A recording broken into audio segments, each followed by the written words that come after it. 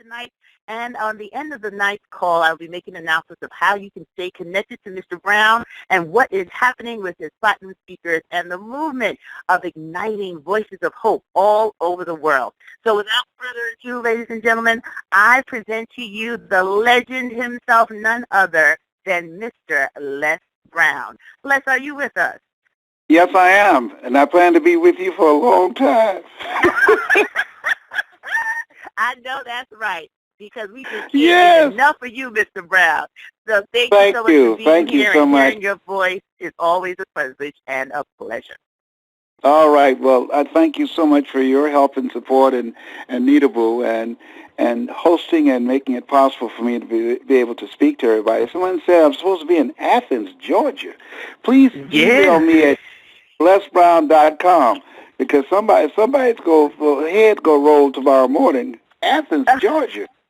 That's my first time hearing about that. Please let me know about that. Please email me at yes at lesbrown.com, the sponsoring organization, so I can reach out to somebody, because I don't miss engagements.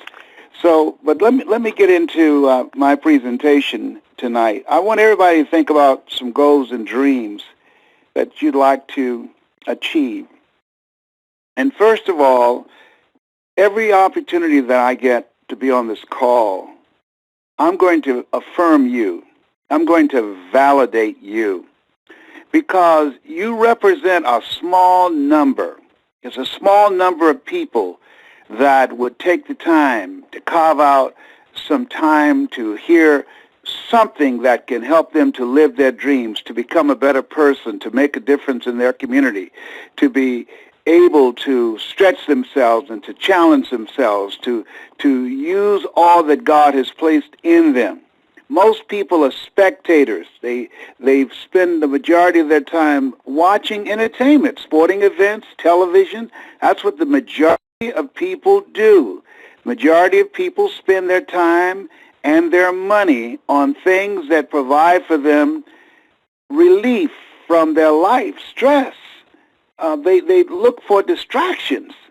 And so you're being on this call. Let me share with you, and I've been doing a lot of reflecting since I turned 70 on February the 17th, and as I'm walking in to this next level of living of my life, on what I want to do and what I want to accomplish.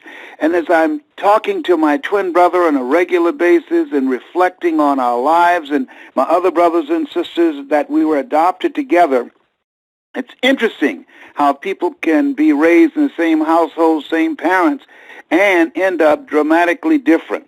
So you're choosing to do something positive. You're choosing to expose your mind to something that can stretch your mind and enhance your mind, while the rest of the world is listening to a record. I was at a red light, and a young man stopped at the red light, and he had his music playing real loud, and the song that was on was, I'm going to have that bee get my money. That bee better get my money. Now, and you know the word. It didn't say bee, but you know the word. And the people behind me had to blow their horn, because I had to pause for a moment. And I was just thinking that our kids are listening to that day in and day out. And we're in a time where there's no such thing as decency. We're in a time that using profanity and using vulgar words in your regular, everyday conversations and form of communication, it's as if these words are acceptable and normal in conversations.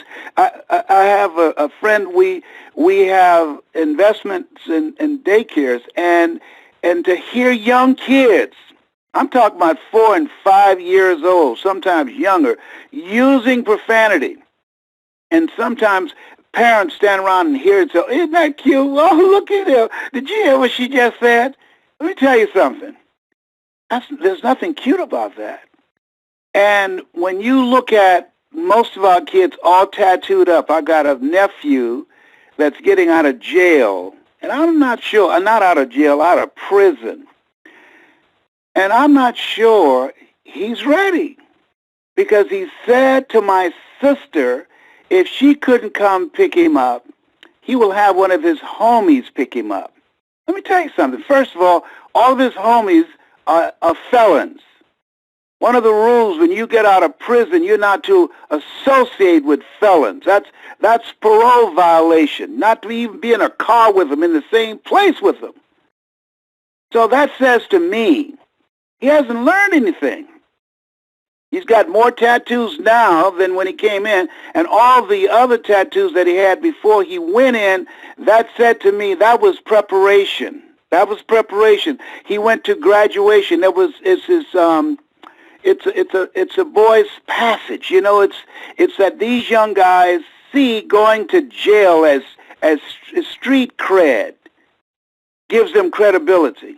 Getting all tattooed up and the earrings and the fact that they go to jail, not knowing that when they get out, the opportunity to get a legitimate job, even if they turn their lives around, are so slim it's unbelievable.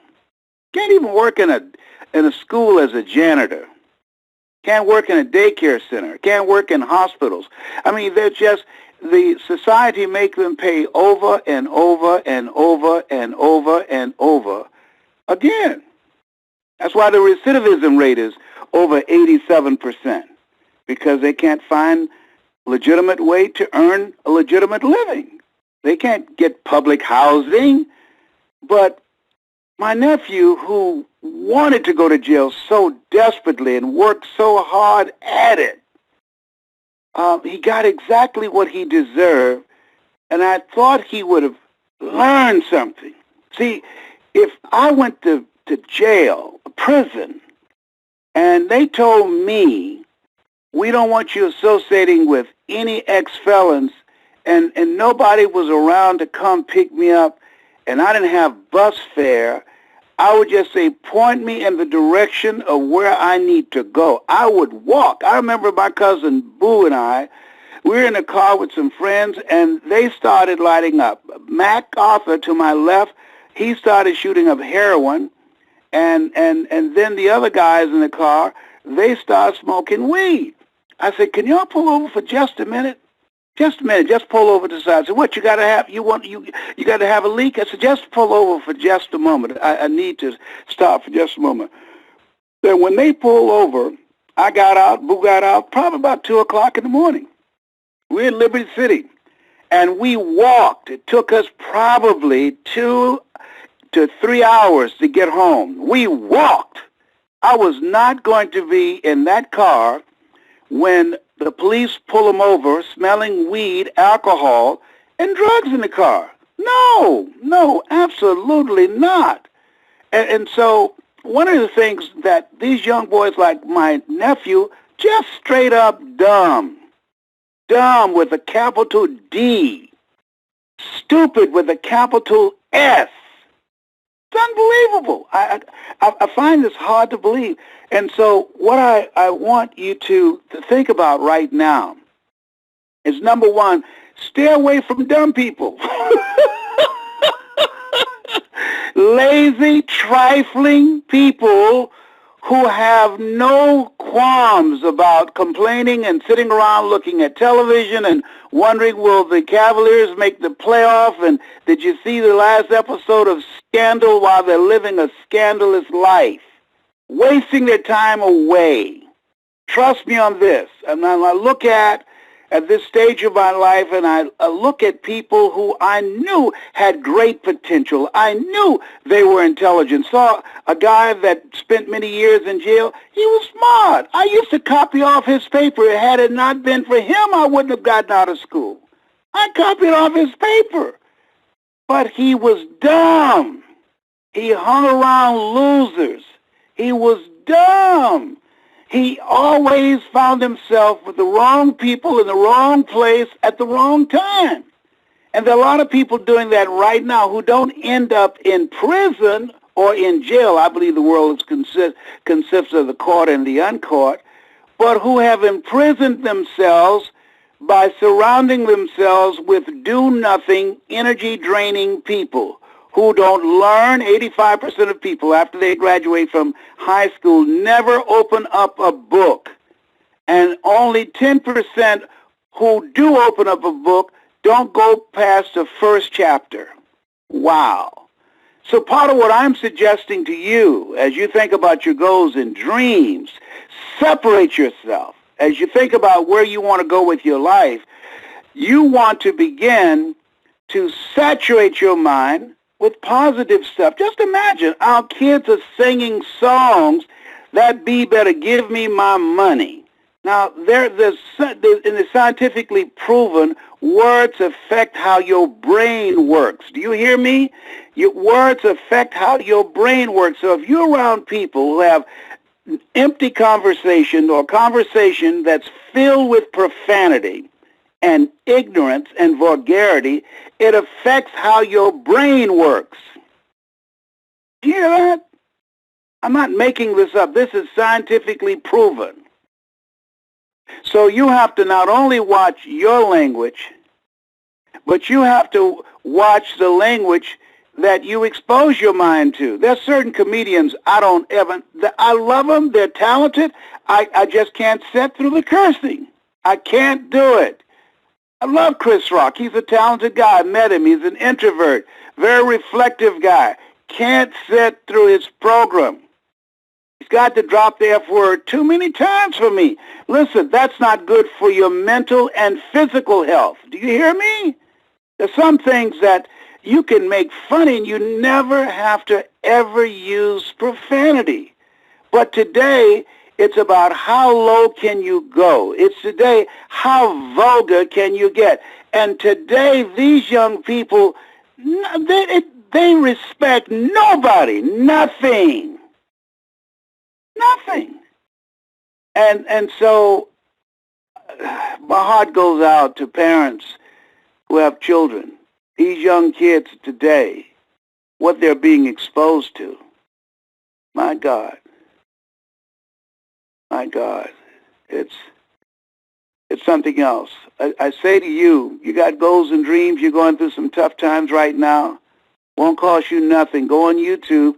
Find everything that I have recorded and watch it every day, hours on end. It will change your life. It will change your life. It will teach you how to become successful. It's easier now to become successful than ever before. You have no competition. Now, here's something else. Secure yourself.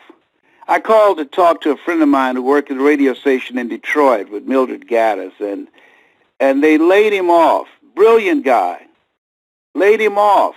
Why? Because he didn't do the job? No, because of politics, station politics. You got a job, you got to do 2 and 3 jobs for one paycheck and no job security. You can lose your job on foolishness. Foolishness. So this is a time that you want to, one, put things in your mind that will expand your mind, that will increase your belief in yourself, that will give you mental resiliency. And 2, you want to secure your own future. You got to create yourself. You've got to create your own job. You got to look at yourself and say, what is it I want to do? What talents, abilities that I have, and if you don't have any, go to the library or Google something. Get on Google and develop a talent. There's a guy has Ping Pong Studio. Just help him to do a commercial. He has all type of videos that he's used clips from movies and has my voice in the background and Eric Thomas. And he created these inspirational videos. And I said, hey, how did you learn how to do this when I found him? And he said, I went out to Hollywood to try and get into the movie business, and I failed, and I had a construction company. I came back home, and then I just got online and decided that I wanted to get involved in film editing. And I found a place on Google. I Googled it, and I taught myself how to edit. Now he has his own company, editing films, earning over $1 million a year. You hear me? See, if you turn off the television and turn up your life, if you let go of negative people who filling your head with head trash, and you focus your time and energy on developing another skill, you'll be surprised at what you can do. I'm 70 years young. Before the end of the month, I'm flying. I'm going to Germany. I'm going to speak in Germany. Before the end of the month, I'm going to London, England. Before the end of the month, I'm going to speak in Australia. I'm traveling around the world, and somebody else is paying me to come in to motivate them, to talk to them, and I'm very glad to do it. Whatever. Hello? I'm telling you, I love this. Listen to me. Listen to me. You can design a life that you can be proud of, where you're making money doing what you love to do, earning the kind of money that you deserve. If you spend time saturating your mind with positive material, stay away from people whose negative conversations can affect your attitude about yourself, and spend some time learning something. What is it you know today that you did not know yesterday? Make it a point that you're going to learn something new every day. When I hang up, I've got some things that I'm looking at. I'm developing new skills. My goal is to learn something about the internet every day. I've got these skills that I'm working on that will serve me well, because most people my age, they're tired. They tired, honey. They tired. They got one foot on a banana peel and the other one in the graveyard. I'm having a great time. Life begins at 70. If you have a positive mindset, if you're looking for ways to improve yourself, and if you stay away from negative, energy-draining people who have no goals and no dreams, I believe, each one of you listening to me right now, listen to me, that there's something in you that attracted you to my voice. And that something in you, I call that your higher consciousness. There's a presence in you, that inner man, that inner woman, that knows that you can do more, that you can have more, that you can achieve more. And that if you honor that still small voice within you and continue to saturate your mind with positive things, continue to look for people with talents, abilities, and skills, and surround yourself with people that you can learn from, people that you can grow from, and set for yourself big goals and dreams. There's some power in pursuit of a dream. When you are pursuing a dream, you develop confidence, you develop skills, you develop new relationships, you develop resources that eye has not seen, ear has not heard, nor has entered the heart of mankind what God has in store for you if you live a life where you're pursuing goals outside of your comfort zone, where you're pursuing projects. See, we grow from people and projects. Look at the people in your life. Well, how many projects do you have in your life that you're working on to make a difference? I'm working on my legacy. I'm a great-great-grandfather. So I'm working on what will my mark be? How many more lives can I touch? How many more lives can I change before I check out? Let me share something with you. A lady went with a friend of hers whose father died. And her friend's father was a grumpy guy, mean-spirited. He had no friends. Nobody visited him. And when he died, she fulfilled his wishes. He wanted to be cremated. And she followed behind the hearse with her friend to take her father to be cremated. And she said she stood there as they first prayed for her father, and then they pushed him in. And they waited. They went and did a few things, and they came back. And they collected his ashes in an urn about a day or 2 days later. And he wanted his ashes to be thrown in the wind.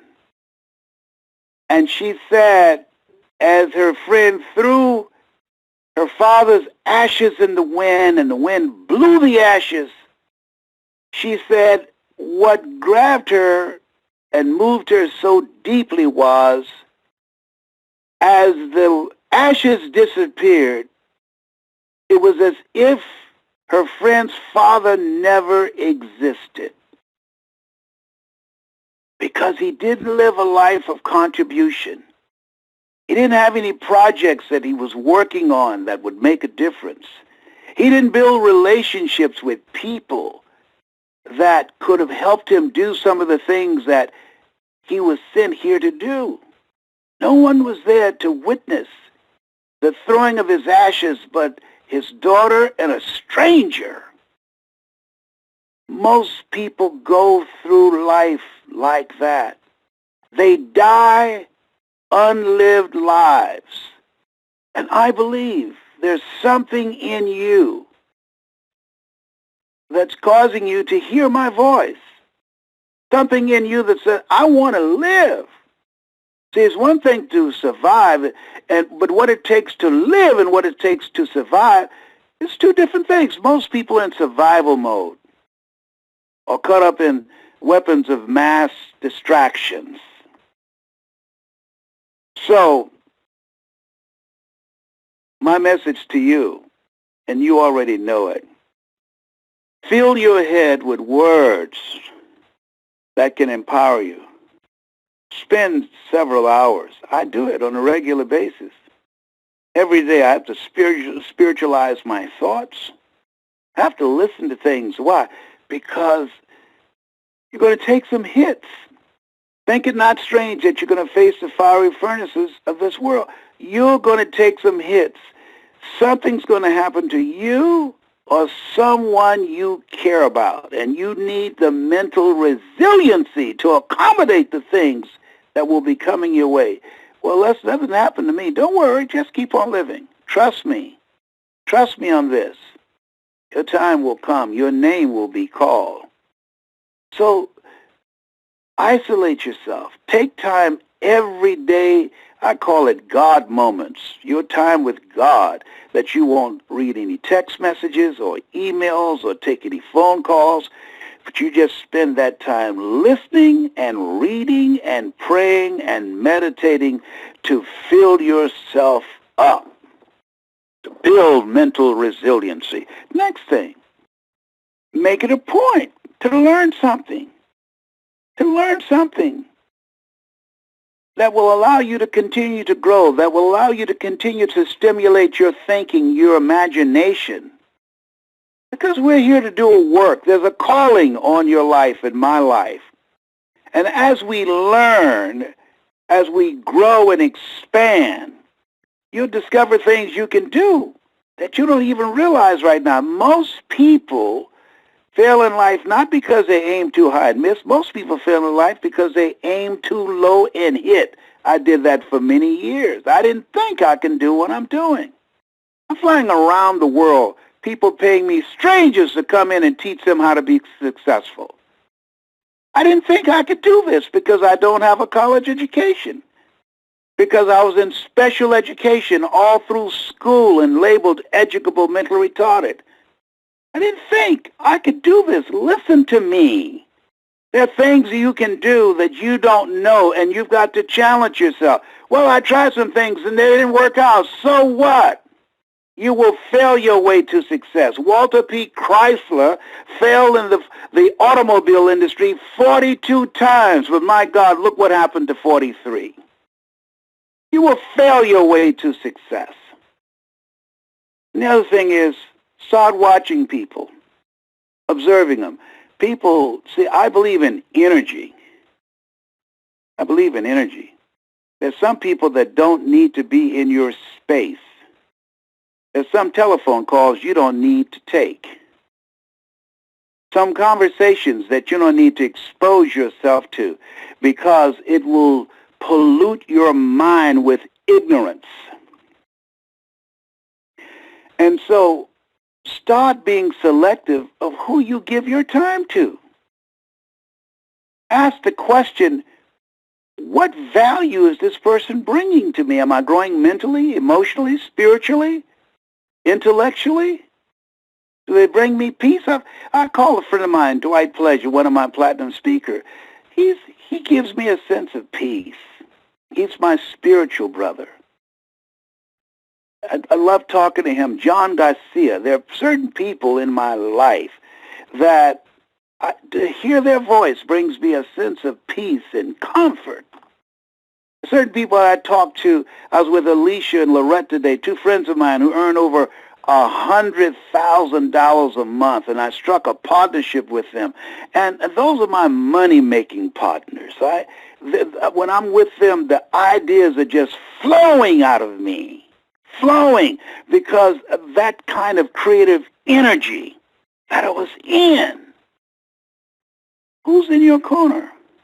Dr. Dennis Kimbrough out of Atlanta was right. He said, if you're the smartest one in your group, you need to get a new group. I used to be Alicia's mentor. Now she is my mentor. I'm learning from her, and I'm proud of it. Here's what I want to say to you. This is your time. Make it a discipline. Dedicate yourself. Give yourself homework to work on your mind, to work on your health, to declutter your life, to clean your life up, to clean up your conversation, to start reading a minimum of 20 to 30 pages of something positive every day. A friend of mine, Mike Sims, he did something for a year, and he said it changed his life. He earned his first million at 26. And I said, well, how did you change your life? He said, man, for 1 year, I never turned on the television. And I said, you didn't watch television? He says, no. I hadn't watched the news. I said, how'd you find out what was going on? He said, people told me. And I wasn't even interested. He said, I have enough problems of my own. Why should I watch other people's problems? He said, and it changed his life. As my health is stronger now than ever before, and part of my regimen, part of my prayers and my meditation and my exercise and my walking and meeting with my fitness coach, I don't watch television because it's not good for me mentally. It's too much dysfunctional stuff on there. I was in the airport and saw this girl that Chris Brown beat up or whatever, and that's the one that got that song out. Wow, such a pretty girl. It shows ignorance comes in all kind of packages, boy. Vulgarity, indecency, unbelievable. No sense of decency. Wow. Don't listen to it. Don't let your children listen to it. Don't entertain ignorance in the name of entertainment because it's hip. Got to restore respect and decency. Vulgarity and profanity is not good for your brain. When I train young men, I tell them to affirm an affirmation that when you use language that's degrading to women or to yourself,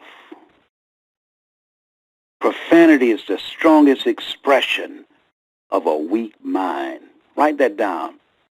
Put that up someplace, particularly in barbershops. Profanity is the strongest expression of a weak mind. You have something special. You have greatness within you. Challenge yourself. Push yourself. Surround yourself with people who have goals and dreams. Mastermind and encourage and inspire each other. And you will develop a strategy and a synergy to do more than you can ever begin to imagine. You have something special. You have greatness within you. That's my story, and I'm sticking to it. Stacey? Wow, wow, wow, wow. Talk about being on fire tonight. Woo! This is the controversial call tonight. Yeah, I said, oh, no, he did. Because there are a lot of people who think that vulgarity is normal. They think that it's, I mean, I was on a bus, a shuttle, going from one airline to the other, and there were two young men. They're probably about between 24 and 27. And they were talking, going back and forth with each other. MF this, and man, I saw that B, and going back and forth with a shuttle full of people, and we are the only people of color on there. I wanted to crawl under a chair, say, I don't know them. The people were looking at me saying, can you say something to them? And that when they're gone that over that deeply, there's nothing to say. There's nothing to say. One of the first things when my nephew gets out of prison, he has these tattoos all around his neck that says, I just got out of prison. So I'm asking, what kind of job are you going to get? Who's going to hire you? You got these signs that indicate this is where I've been spending my time. I suffer from HIV, hood-infected virus, AIDS, addiction to incarceration and death syndrome. I said, you're intelligent? You used to travel with me on the road?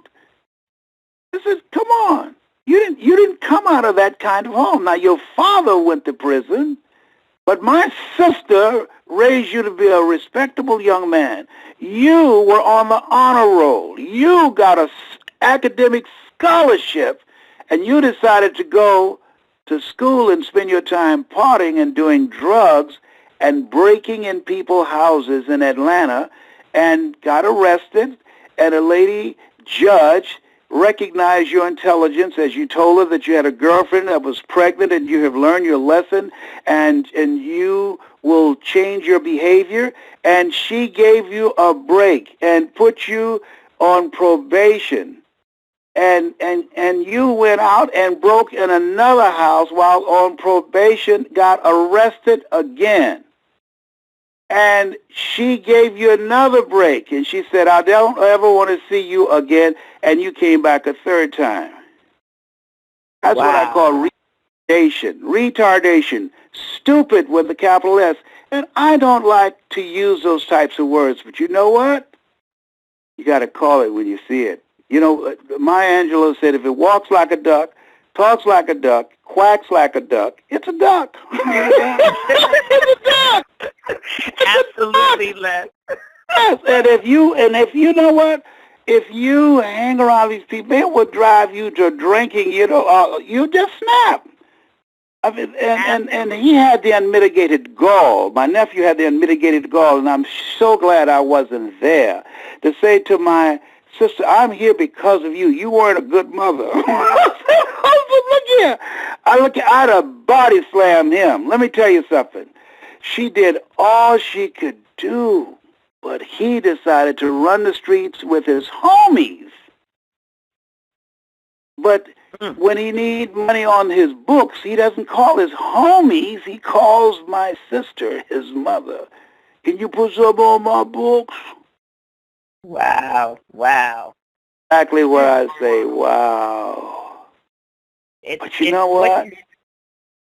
We have to, there's some people and some young people that life will have to teach them some things that we can never teach them. There's some people, they have to get it from life. They have to get it from life. Don't waste your time. I told my sister, don't waste your time. Don't call me about no money. I don't bail out retarded people. Don't. I've never. Don't throw good money after crazy behavior. That they know better. Absolutely. Absolutely. Yeah. You can't reward bad behavior, Les. And what you just talked about, I mean, there was so much in tonight's call to convict every person that's listening to play a bigger game and to really leave a mark. And you've been an inspiration to me and all of the platinums with what we're creating. And one of the things that I do is work with young people and the language. Les, what you said is so true. I have to stop them and correct them so many times about the words that they are giving life to as they come out of their mouth. And I'm proud to say that, sometimes even the most interesting characters will pause and say, oh, sorry, miss, because they know I don't tolerate it in my space. And if more of us would just stand up and be examples and use the kind of behavior and language that we want them to model, it would give them more opportunity to self-correct and really be on a better path. But as you said, if they're not willing, if they're not in a space where they feel affirmed, when they understand that they don't have to use profanity to express their thoughts and feelings, then we're laying down on our job of uplifting and changing the generation that's here with us now. But you know something? This is a different generation. See, you're not in my age category, but when I was coming along, my mother taught us to say yes, ma'am, and no, ma'am. And if the neighbors saw you doing something, boy, you better stop. I'm going to tell Mamie on you. I was respectful of our neighbors, and they can correct me. But let me share something with you. These young people today, it's a different kind of animal. A different kind of animal. I was talking to 3 young girls. They probably went to speak at this school, and they had a break, a lunch break or something. And so I was crossing the street, and these 2 girls talking to another girl about how they're going to beat her behind, and they didn't say behind, and they're calling all kind of B's. And I said, you are little queens. Why don't you make a decision to clean up your conversation and be respectful of each other? You are our future. You are the future Michelle Obamas. And one of them said, why don't you kiss our boom? What? She said, why don't you kiss our, and you know what she said? Yeah. Whoa. Wow. My mouth dropped open. It took my breath. And I started laughing. And so one girl, a 4th girl, she just watched. She didn't say anything. She didn't observe. She said, why did you laugh? Weren't you insulted? I said, no. I said, I thought about something my mother had on her mirror when I was a kid. She said, oh, Lord, help me keep my nose out of other people's business. And these young girls, at some point in time, we don't know that I just dropped a seed. At some point in time, one of them might take root. And I'm just very glad that one didn't take a knife out or call their boyfriend up to jump on me. That's not uncommon. And I just said, God, Lord, grant me the serenity to accept the things that I cannot change, the courage to change the things that I can, and the wisdom to know the difference. I spent 3 hours last night, 3.5 hours last night, thinking about what's next, the projects. Where should I go?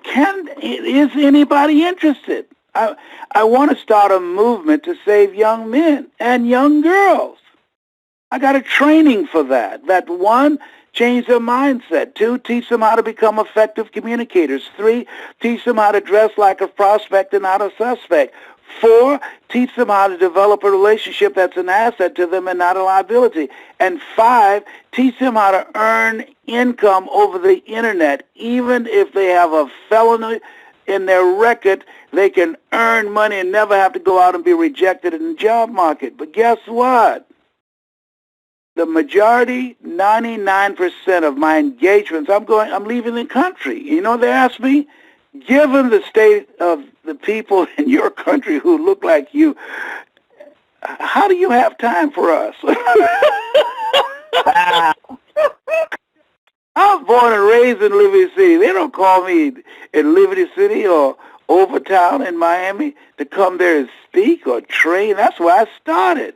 I was a state legislator in Columbus, Ohio. I was a state legislator and for 3 terms and used to lead demonstrations of 10 to 15,000 people to demonstrate against things in the system that was maintaining our detriment. They don't invite me to come and speak or implement a training program that will have long-range impact to eliminate what I call HIV, hood-infected virus, or AIDS, addiction and incarceration and death syndrome. No. No. I went to a church in Cleveland. I took my time, volunteered, went to a church in Cleveland, and when it was time for me to speak, they said, "Oh, I'm sorry, the Cavaliers might have come on." And the minister said, "Whoa, sorry, Mr. Brown."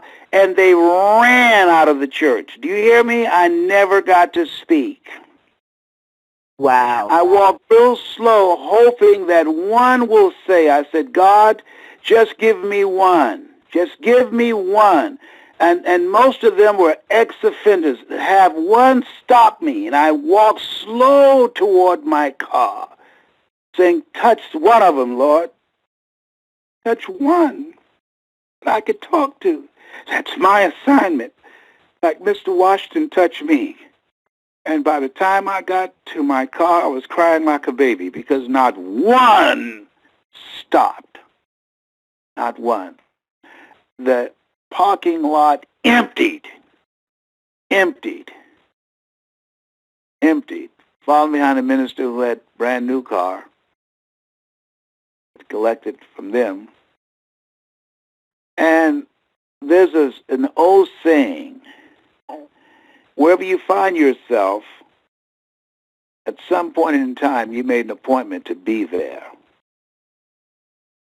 And I believe that, and my advice to you and to the other platinum speakers from what I have learned, and there's a book called Change or Die, and his first scientific book and study done, if I had known what I know now, I would have used my time differently. And part of what they say is that 9 out of 10 people will rather die than change.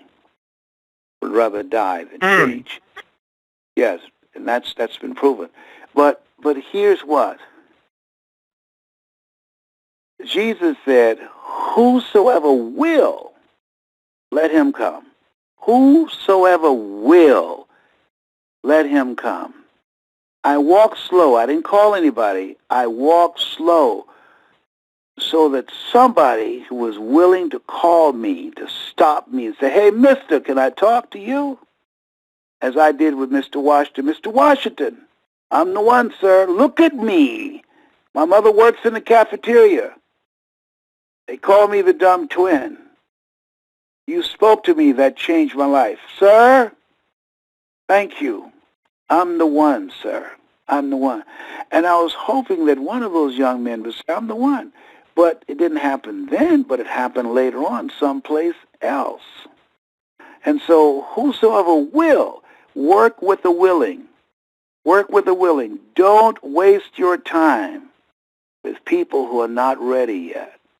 There's a book called The Kabbalion I read many years ago that says the lips of the wise are sealed to the ears of the ignorant. And so, and Scripture says, you know, don't cast pearls before swines, lest they turn and rend you. Don't waste your time trying to talk to people of low consciousness, or they get angry at you because they can't hear you. They can't hear you. And so that's why whatever I can do to help you and Anita, because you're willing. And the other platinum speakers, you're willing to invest in yourself, to work in yourself, train yourself. You're willing to be coachable. Most people are not willing. They're not willing. We'll teach you how to become a member of the 2%ers. Only 2% of the world population ever earn over $1 million in their lifetime. I've done it 65 times. And now with what we have available and what I've been exposed today with Alicia and Lorette and a guy named Eben, you will do, it took me 3 years to do my first million. You'll be able to do it in a fraction of the time because of the tools that we have available. This is the greatest time in history. And for every African-American male that goes to college, 100 go to jail. Wow. And so last night, I couldn't sleep. I was just tossing back and forth. Can I go up in there? Can they hear me? Well, they say, go sit down, old man. Oh, 70-year-old man. Give him a cane. Give him a wheelchair. Go sit down. We don't want to hear that positive mess from you. That's why I was just tossing and turning, saying, God, do I still have it? Do I still have it? Can I create a listening? Do I still have it? And I heard a voice in myself that says, yes, you still have it. I even called my son, Calvin. Do you think I still have it? He said, of course you do, Dad. Yes, you do. I said, but you hear me because you're my son. He said, but I couldn't always. That's true. And so sometimes even in the work that we do, giving people a spirit of optimism, we have our moments in the Garden of Gethsemane where we ask ourselves, do I still have it? Can I do this? Because I believe that God has given me grace to be able to do more work because my work is not done. My best years are in front of me, not behind me. My best years, my greatest work is in front of me. And I'm looking for ways to get my mind around it. But ultimately, I believe that I have to start out in this new place where I started from. Edward Albee in a play called The Zoo Story, said sometimes you have to go a long distance out of the way to come back a short distance correctly. And I believe that I'm going to have to walk by faith and not by sight. And that if no one shows up, I'm going to get the space and I'm going to put the word out. If no one shows up, so be it. But at least I would have done my part. Well, yeah. Before you say another word, of course you still got it. We're all still trying to catch up to you. Every time we think we got a little bit of a win going on, you come and sweep it right to the next level. So everybody that's listening, you still have it. You've been so generous with what you have, and you inspire us. But you know what I love about you? You just don't talk about living a bigger life. You take the same action that you're encouraging everybody else to do. We can't sit back and not read and not grow and not think about projects and not do, because that's what you're modeling. That is your behavior. That is your legacy that you're leaving in us. And even though Calvin is your son and John Leslie and Ona, they too can see how they've transformed. They can see what it is that you have been able to do, but what they can do as a result of your example. So just like them, the platinum speakers, those who answer the call, those who say yes and appreciate what you have invested in us, will continue to be a part of this legacy of your movement of 1 million. I'll take it to 1 million now, as you say 100,000. I think we need to go to 1 million voices of hope for those that are willing. And Lord knows, lest I learn my lesson. Work with the willing, because the rest will drag you down. That's it now. Yep. If Jesus said, all power is in my hand, but oh, by the way, the poor will always be among you. Oh, Lord, listen, thank you so much for your words of encouragement. I needed that. So you say I still have it. I needed that. Thank you so much. Well, you definitely do. Definitely, okay. Definitely. Leslie, we love you. We got to rest your voice because we have another call in less than 10 minutes. But I will tell the audience how they can connect with you on Facebook and to share their words with what they received tonight, to put that on your Facebook page and to interact with you because you have been posting messages of hope. You have the videos that they can download. They can just go straight to lesbrown.com, Les Brown Events. They can go to brown.les on Facebook. That's brown.les, so that they can really understand how serious you are about taking it to a whole new level with all you've done, Les. And you said that life begins at 70, so I'm not born yet.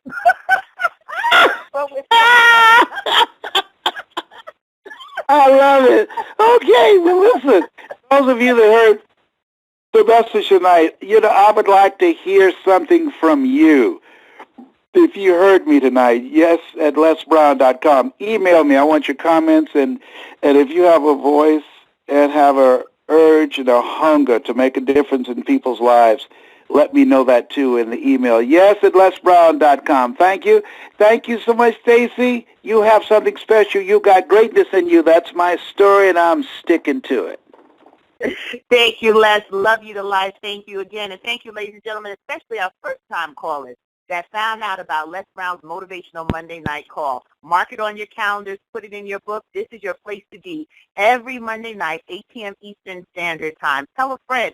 Bring someone back. Make sure you send your comments to Mr. Brown at yes@lesbrown.com. That's yes@lesbrown.com. Go onto the Facebook page. That's brown.les, brown.les. It's the one that will soon be at 1 million plus. So please make sure that you go and visit and join the movement of change and voices of hope. If you want to connect with the platinum speakers, Anita, myself, and those voices that you hear each and every week when Mr. Brown is traveling, you can go to Les Brown Platinum Speakers Network.com, and that's LBPSN, www.lbpsn, to meet some of those individuals. But more importantly, use what Mr. Brown gave you tonight to activate the greatness that's inside of you. We believe in you, we're counting on you, and we're going to do this thing called life together. My name, once again, is Dr. Stacey N.T. Grant. It's been a pleasure being your host tonight, and we look forward to hearing your voices again next week, Monday. Have an incredible week and a more awesome life. Bye-bye.